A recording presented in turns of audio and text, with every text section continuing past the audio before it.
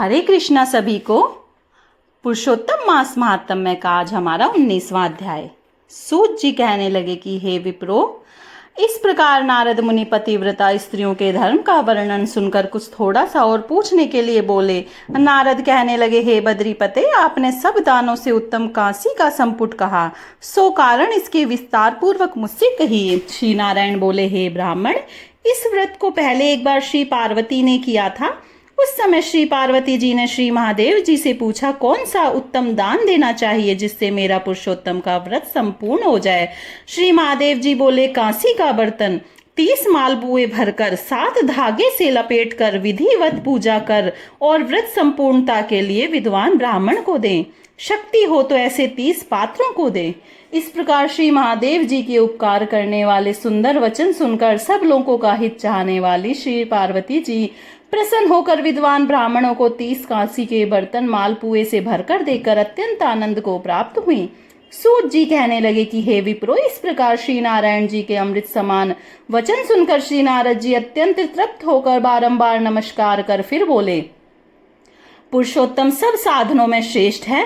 मैंने सब महात्म में सुने ऐसा ही निश्चय किया है, जिसके सुनने मात्र से भी भक्ति से मनुष्य के महापाप का नाश हो जाता है। यदि श्रद्धा और विधि से किया जाए तो कहना ही क्या है। मेरी बुद्धि से ऐसा ही प्रतीत होता है। इससे आगे मुझको और कुछ भी सुनना बाकी नहीं रहा, क्योंकि मैं इस कथा रूपी अमृत से अत्यंत तृप्त हो गया। इसके महात्म्य सुनने से गंगा स्नान के समान फल प्राप्त होता है। पूरी पृथ्वी को परिक्रमा करने का इसकी सादर सुनने वाले को प्राप्त होता है।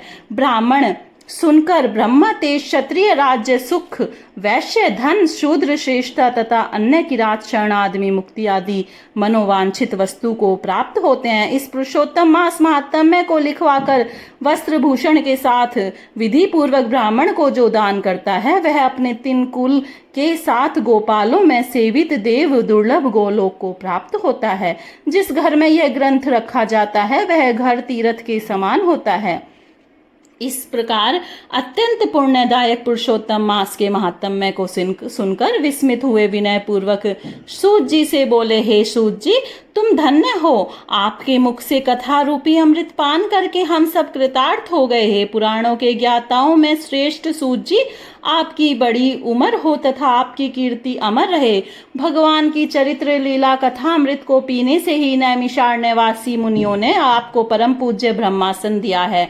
सूत जी, जब तक भगवान की पवित्र कीर्ति छाई हुई है, आप हमारे बीच में बैठे भगवान की मनोहर कथाएं सुनाते रहें। इस प्रकार वह सूत जी ब्राह्मणों का आशीर्वाद लेकर सब ब्राह्मणों की प्रदक्षिणा कर नमस्कार करके अपना कृत्य करने के लिए गंगा जी की ओर चल दिए। और नैमिषारण्य में रहने वाले मुनि आपस में कहने लगे कि यह पुरुषोत्तम का महात्म्य अत्यंत श्रेष्ठ है और पुराना है, भक्त जनों को मनोवांछित फल देने में कल्प वृक्ष के समान है। इति पुरुषोत्तम मास महात्म्य समाप्तम।